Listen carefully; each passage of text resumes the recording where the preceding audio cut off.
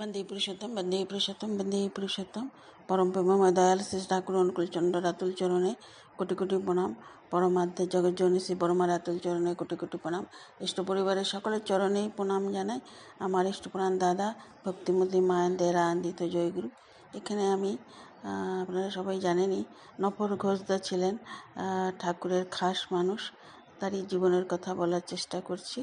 তো তিনি ঠাকুরের 5 ফরমাস খাটতেন। ঠাকুরকে গভীরভাবে ভালোবাসতেন। ঠাকুর যা চাইতেন নফরদা তাই করতেন। একদিন নফরদা খুব ব্যস্ত, দৌড়াদৌড়ি করছেন। ঠাকুর জিজ্ঞাসা করলেন, তুই এত ব্যস্ত কেন আজকে? নফরদা বলল, দূরে সৎসঙ্গ আছে, যাব। কিন্তু ঠাকুর যেন তার সেই সৎসঙ্গে যাওয়া সম্পূর্ণ সম্মতি দিচ্ছিলেন না। অথচ নফরদা ঠাকুরের ইঙ্গিতকে গুরুত্ব না দিয়ে নিজের প্রবৃত্তি অনুযায়ী চলছিলেন। ঠিক তখন নফরদা বেরোবেন, ঠাকুর বললেন, আমাকে এক গ্লাস জল খাওয়ানো যাবে?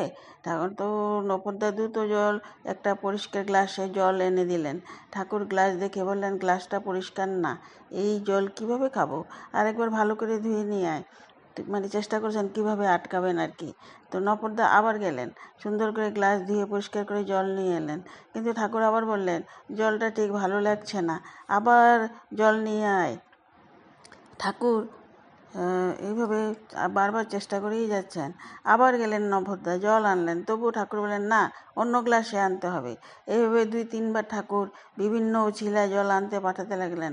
আসলে তিনি নফরদাকে দেরি করিয়ে বাঁচানোর চেষ্টা করছিলেন, কিন্তু নফরদা সেই গভীর ইঙ্গিত বুঝতে পারলেন না।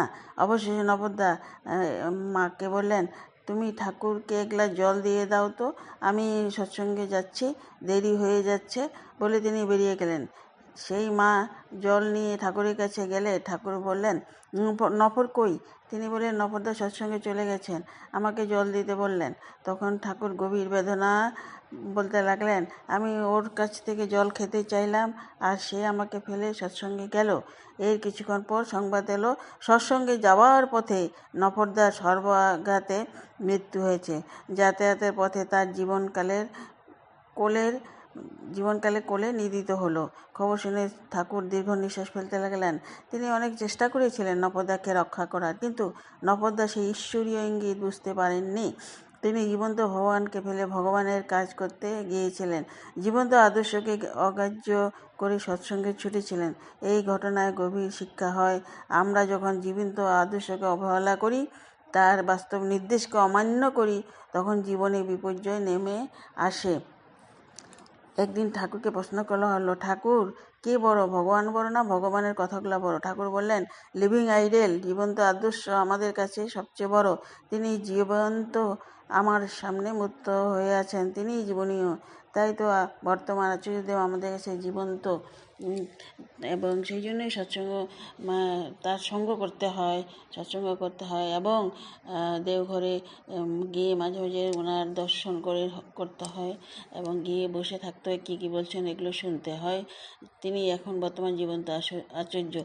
তো আদর্শ, তিনি যেটাই আমাদেরকে আদেশ দিবেন সেটা আমাদের করতে হবে। বর্তমান তিনি ডিপি ওয়ার্ক কাজে আমাদেরকে বলছেন, যেই সমস্যা নিয়ে যাচ্ছেন ডিপি কাজের কথাই বলছেন। তো আমরা সেইভাবে যদি ঠাকুরের কথা হিসেবে লিভিং আইডেল, জীবন্ত আদর্শ যে আমাদের কাছে সবচেয়ে বড়, যিনি জীবন্তভাবে আমাদের সামনে মূর্ত আছেন, তিনি জীবনীয়, তাকে ধরেই আমাদের চলতে হবে। তাহলে আমাদের সব দিকেই মঙ্গল হবে, এবং এবং ডিপি কাজ করতে গেলে যাদের সংস্পর্শে আসবো তাদেরও মঙ্গল হবে। তো জয়গুরু, সবাই ভালো থাকেন, সুস্থ থাকেন। এইভাবে যখন যেটা নির্দেশ দেয় সেটাই আমাদের পালন করে চলতে হবে।